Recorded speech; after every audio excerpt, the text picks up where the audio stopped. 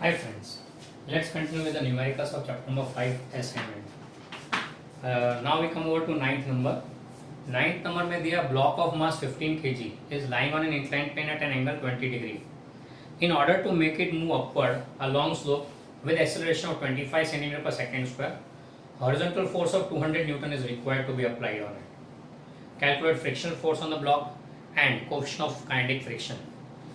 What we are given is an inclined plane of 20 degree angle. We have to make a block of mass 15 kg lying on it. यानी situation कुछ ऐसा दिखेगा आपको. एक incline plane है, incline at an angle theta, where theta is given 20 degree. इसके ऊपर एक ब्लॉक पड़ा हुआ है. ब्लॉक का मास दिया हुआ है 15 kg. Mass of the block is given as 15 kg. Now you are said that now इस ब्लॉक पे ऊपर लगने वाले फोर्सेस देख ले तो वेट फोर्स डाउनवर्ड डायरेक्शन में, उसके दो कंपोनेंट परपेंडिकुलर सरफेस, दूसरा पैरेलल टू सरफेस. ये एंगल थीटा है तो by geometry this angle will be theta, this will be mg cos theta and this will be mg sin theta. Okay, mg sin theta will be pulling it down, mg cos theta will be holding it on the surface. A normal force यानी कि normal reaction and acts on this which is equal to mg cos theta. अब यहाँ पे बोला हुआ है ये block को ऊपर ले जाना है. The block has to move upwards with an acceleration a. कितना दिया acceleration? 25 सेंटीमीटर पर सेकेंड स्क्वायर, यानी कि 0.25 मीटर पर second square. We are strictly following ऐसा ही सिस्टम, इसलिए 0.25 मीटर पर सेकेंड स्क्वायर हो गया. इतने एक्सेलरेशन से इसे ऊपर ले जाना है. उसके लिए एक हॉरिजॉन्टल फोर्स लगा है F, where F is equal to 200 Newton. In order to move it upward, a horizontal force F is applied. बराबर 200 न्यूटन का. तो हमें बोले कि यहाँ पे फ्रिक्शनल फोर्स कितना लगेगा, स्मॉल f फाइंड करना है. एक तो फ्रिक्शनल फोर्स फाइंड करना है. One you have to find frictional force and secondly you have to find coefficient of friction. Mu f मिलेगा तो म्यू आराम से मिल जाएगा. नाउ यहाँ पे द एक्सटर्नल फोर्स अप्लाइड, इसको हम लोग दो पार्ट में रिजॉल्व करते हैं. एक परपेंडिकुलर सरफेस और दूसरा parallel to surface. This f bar is resolved into two components, एक परपेंडिकुलर सरफेस, दूसरा पैरेलल टू सरफेस. अगर ये एंगल थीटा है तो बाय ज्योमेट्री दिस एंगल भी theta and this will be f cos theta and this will be f sin theta. Hope it is clear to you. ये angle theta है तो by geometry this angle is theta, ये angle theta तो f के दो component f cos theta and दूसरा f sin theta. Okay, अब the block is moving upward, यानी f cos theta has to be bigger than mg sin theta. बराबर है. तो पहले हमारा पर्पस क्या है, फ्रिक्शन फोर्स फाइंड करना. फ्रिक्शन फोर्स आएगा कहाँ, मोशन अपवर्ड है तो फ्रिक्शन फोर्स डाउनवर्ड आएगा. Small f will be like this. तो पहला टारगेट हम लोग फ्रिक्शन फोर्स करते हैं. मोशन अपवर्ड है, इससे फ्रिक्शन फोर्स डाउनवर्ड लगेगा तो mg sin theta and f दोनों को ये ओवरकम करेगा एंड मूव कराएगा एक्सेलरेशन से. Now for block resultant force Fr is equal to F sin theta, F cos theta minus mg sin theta minus frictional force F. ये दोनों को oppose करेगा ना. But we know that Fr is equal to mass into acceleration, but Fr is equal to mass into acceleration. Okay, so therefore mass into acceleration will be equal to F cos theta minus mg sin theta minus small f. बराबर है. हमें frictional force ढूंढना है तो frictional force को subject of formula करें तो therefore F will be equal to, frictional force will be equal to क्या आएगा, F cos थीटा है हमारे पास में, F भी है, थीटा भी है तो cos थीटा भी आ जाएगा, minus mg sin theta, m भी है, g तो 9, g को 10 ले लो for easiness. Take g equal to 10 metre पर सेकेंड स्क्वायर. नहीं तो चलो 9.8 रखो इसको, g को 9.8 लेते हैं. थीटा तो है 20 डिग्री. ये आ गया माइनस m है, मास भी है, एक्सेलरेशन भी है, तो ये आ जाएगा frictional force this much newton. Okay, clear. ये आ गया फ्रिक्शनल फोर्स. फिर नेक्स्ट हमें चाहिए कोएफिशिएंट ऑफ फ्रिक्शन. ना कोएफिशिएंट ऑफ फ्रिक्शन के लिए where F is equal to mu into n. also F is equal to mu into N, therefore mu will be equal to question friction क्या आएगा, friction force अपन normal force. अब friction force है हमारे पास, normal force कितना, N कितना, तो N balance is mg cos theta and F sin theta also. यहाँ पे F के कारण कंपाउंड यहाँ बनता है जिसको भी N को बैलेंस करना है, बराबर है। Here normal force N will be equal to mg cos theta plus F sin theta, got it. तो ये आ जाएगा यहाँ पे, दिस मच न्यूटन रख दो इस फॉर्मूला में, therefore mu will be equal to F upon N this much। Okay, ये हो गया सब। वैसे तो क्वेश्चन पढ़ के बहुत डर लगता है, फिगर देख के भी डर लगता है, पर देखो ध्यान से तो कुछ है ही नहीं इसमें। फ्री बॉडी डायग्राम का कॉन्सेप्ट है, resultant force equal to M कर दिया एंड सिंप्लीफाई कर दिया। Okay, that's sum number 9, please copy it down.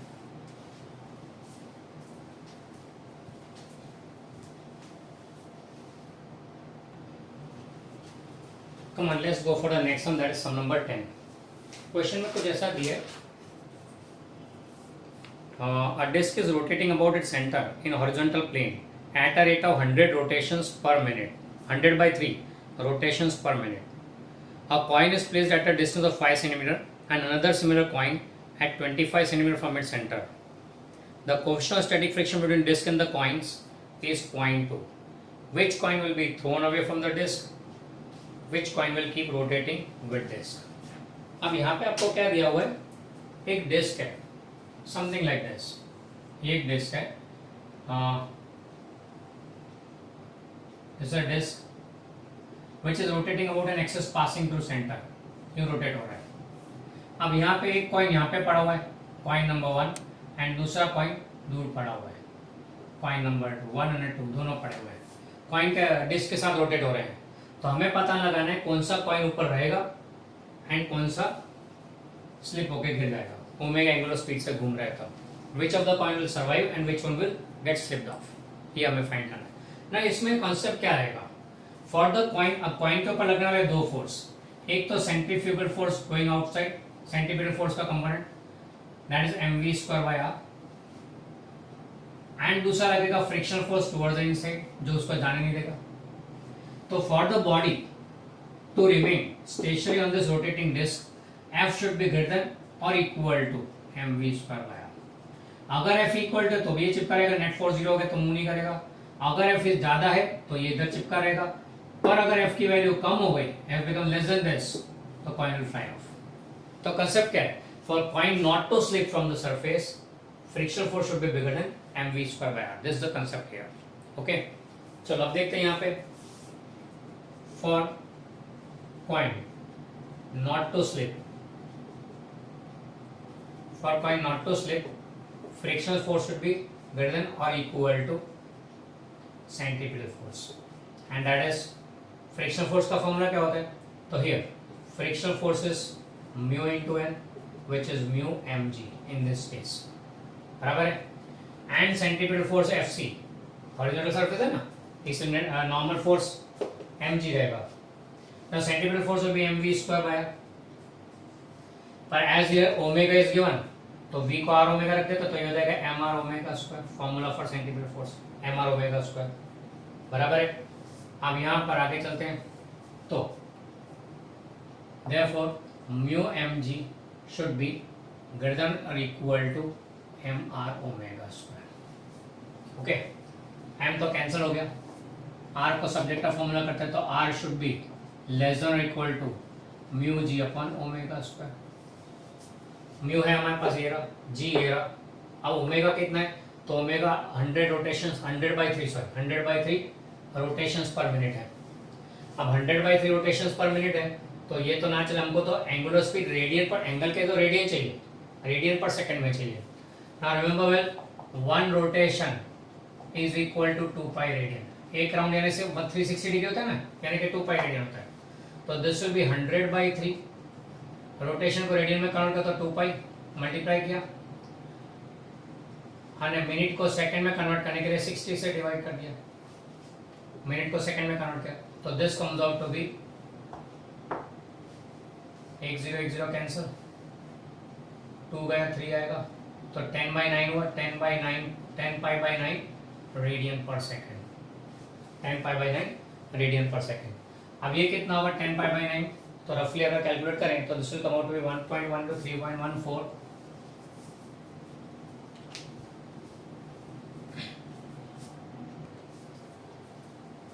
तो ये रफली आएगा अराउंड 3.5 रेडियन पर, अप्रोक्सीमेटली 3.5 आएगा, 3.48 समथिंग आता है, तो 3.5 राउंडिंग में ले लिया हमने।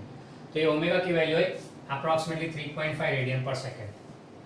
यहाँ रख देते हैं, कैलकुलेट करते हैं राइट साइड पे, तो म्यू 0.2 इंटू जी 10 अपॉन 3.5 का square and this comes out to be 0.16 metre में। आर की value should be less than equal to 0.16 metre, therefore R will be less than equal to 16 centimetre.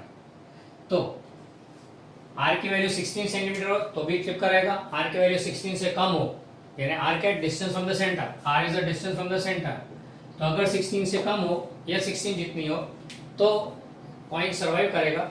अगर are की value 16 से ज्यादा है तो coin will not be able to survive. Okay, so for coin to remain on the disk, remain on rotating disk, R should be less than, distance from the center should be less than or equal to 16 centimeter. Now पहले for coin 1, for coin 1, for coin 1 R1 is equal to 5 centimeter. As R1 is less than 16 centimeter, therefore it survives. It survives. It will not slip. Therefore, it will not slip. Okay. For coin 2, दूसरे coin के लिए कितना distance? R2 is 25 centimeter. ये तो ज़्यादा हो गया. As R2 is bigger than 16 centimeter, therefore it slips. Okay. Therefore it slips. ये तो मैरीगो राउंड वाला सिस्टम हो गया। हम लोग गार्डन में जाते तो छोटा मैरीगो राउंड होता है, उस पर बैठते हैं, फिर पेरेंट्स या फिर दूसरे दोस्त हमारे गोल गोल घुमाते हैं उसको। तो ध्यान रहे, कुछ एक डिस्टेंस सेंटर से कुछ एक डिस्टेंस दूर हो गए तो आप सर्वाइव कर सकते हो, पर उससे ज़्यादा दूर हुए तो आपके स्लिप होने के चांसेस बढ़ जाते हैं एज द स्पीड इंक्रीजेस। तो as the speed increase you should move near the centre in order not to slip. Okay, ये समझ हमको पता लगता है। Okay, please copy it down.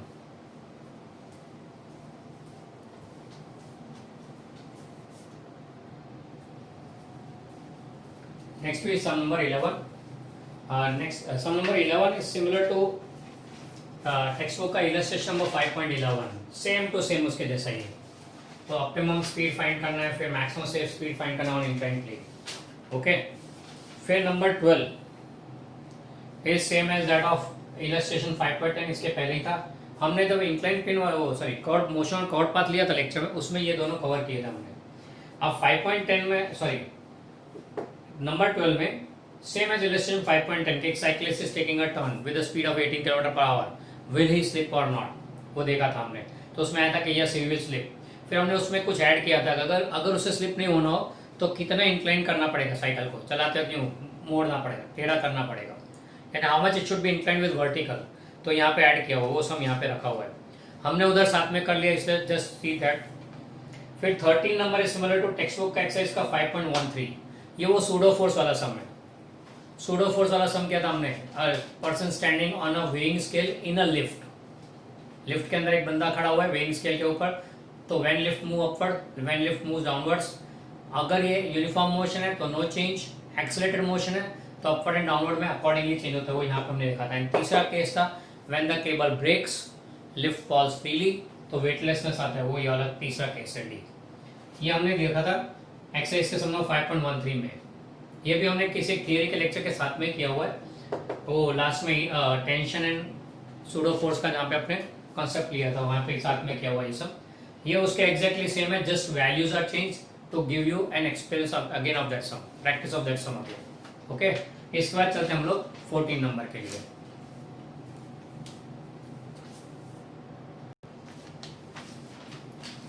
Next we come to the 14 number which is the last of this assignment. 14 number में दिया हुआ है, a block A of 20 kg is put on a frictionless surface and another object of mass 2 kg is placed over it. coefficient of friction between the surface of A and B is 0.25. A horizontal force of 2 Newton is applied on B. Calculate acceleration of block A and that of B. Frictional force between A and B find करना है. And thirdly, calculate all these quantities again if force on B is 20 Newton. Take G equal to 10 meter per second square. अब पहले question समझा देता हूँ. क्या दिया हुआ है आपको? दिया हुआ है एक फ्रिक्शनलेस सरफेस, इसके ऊपर एक ब्लॉक रखा हुआ है. ब्लॉक का नाम रखा है ए. अब ये ए कैसा है कि इसका mass of A is 20 kg. Okay. इसके ऊपर दूसरा ब्लॉक रखा है छोटा सा, नाम दे दिया उसको B. Mass of B is given as 2 kg. Okay. फिर हमको ये फ्रिक्शनलेस है एंड इधर फ्रिक्शन है between A and B, there is a friction and coefficient of friction is given as 0.25. अब पहला केस बोला हुआ है कि अगर external force equal to 2 newton apply किया किस पे? बी पे. यहाँ पे बी पे हम लोग एक्सटर्नल फोर्स एफ लगा रहे हैं. तो अगर बी पे external force of 2 newton apply किया तो दोनों का एक्सेलरेशन ढूंढना है एंड दोनों के बीच में लगने वाला फ्रिक्शन फोर्स ढूंढना है. ओके. तो पहली बात तो दोनों के बीच में क्या बोलते हैं, ये कोएफिशिएंट ऑफ फ्रिक्शन 0.25 है. तो दोनों के बीच में एफ एस मैक्स कितना होगा? स्टेशनरी बॉडी में मैक्सिमम फ्रिक्शन फोर्स कितना होगा? तो that is mu into N and that will be equal to mu into m b g. बराबर है. तो दिस इज नहीं तो एक काम करते इसको जस्ट अ मोमेंट.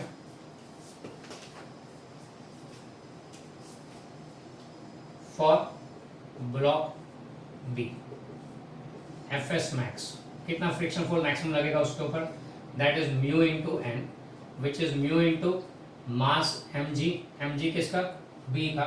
तो दिस विल बी 0.25 इंटू 2 यानी 0.5 इंटू जी की वैल्यू 10 लेनी हमें बोला हुआ है. G to be taken as 10 metre पर सेकेंड स्क्वायर. तो 10 ले लेंगे तो 0.25 इंटू 2.5 इंटू 10 यानी 5 न्यूटन हो गया. तो maximum study friction force 5 Newton लग रहा है एंड एक्सटर्नल फोर्स हमने 2 न्यूटन लगाया. एक्सेलरेशन ऑफ ए ढूंढना है, एक्सेलरेशन ऑफ बी ढूंढना है एंड दोनों में के बीच में लगने वाला फ्रिक्शन ढूंढना है. ये तीन चीजें ढूंढनी है. Now what happened here? External force is less than FS max. इन दोनों के बीच में लगने वाले फ्रिक्शनल फोर्स से ये एफएस फ्रिक्शनल फोर्स जो लग रहा है दोनों के बीच में एफ बोल, चलो एफ बोलता है खाली. ये फ्रिक्शनल फोर्स लग रहा है, इसकी मैक्सिमम वैल्यू 5 न्यूटन है पर एक्सटर्नल फोर्स लग रहा है वो तो उससे कम है. As external force applied is less than the maximum frictional force, that means external force is not sufficient to overcome the friction. So this external force will not be able to move A with respect to B. Therefore, B does not move with respect to A. Therefore, B does not move with respect to A. यानी A के respect में B move नहीं करेगा. Clear? As frictional force between the two is very large as compared to the external force applied. External force is less than the frictional force, therefore B will not be moving with respect to A. तो B A से अलग नहीं move करेगा. पर 2 Newton का effect क्या होगा? B will not be able to move with respect to A, but both will be moving together. That is, both A and B move together. बराबर है. तो कंबाइंड एक्सेलरेशन आएगा इनका. तो therefore acceleration of A equal to acceleration of B and that will be equal to force upon total mass ma plus mb. बोले तो 2 Newton upon 20 plus 2 upon 22 यानी कि 1/11 मीटर पर सेकेंड स्क्वायर. ये दोनों का एक्सेलरेशन हो गया पहला पार्ट. ओके. अच्छा, फिर फ्रिक्शनल फोर्स ढूंढना है. फ्रिक्शनल फोर्स कितना होगा? तो for block B resultant force कितना? तो F minus F. But we know that Fr is equal to resultant force is mass into acceleration. बराबर. resultant force mass into acceleration.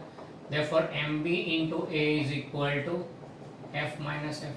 Therefore, frictional force F will be equal to F minus mba. F 2 Newton है. Mass of block B 2 kg है into 1/11. तो ये हो गया 2 minus 2/11 जितना है उतना न्यूटन. ये 1.9 1.8 समथिंग आएगा, 1.8 के आसपास आएगा. तो दैट मींस फ्रिक्शनल फोर्स है. आप बोलोगे सर 5 न्यूटन, वो तो मैक्सिमम वैल्यू है इनके बीच में, लग रहा कितना है 1.8, जब ये 2 न्यूटन है तो वो 1.8 जितना लगा है। ओके, ये हो गया पहला case, when force of 20 newton applied. Second case में बोला है F is equal to 20 newton, 2 के बदले 20 न्यूटन कर दिया फोर्स। अब क्या होगा, obviously this 20 newton will be able to overcome 5 newton, ये 20 न्यूटन आराम से 5 न्यूटन को ओवरकम कर सकता है, इसलिए B will be able to move with respect to A, बराबर है। इस केस में फॉर ब्लॉक बी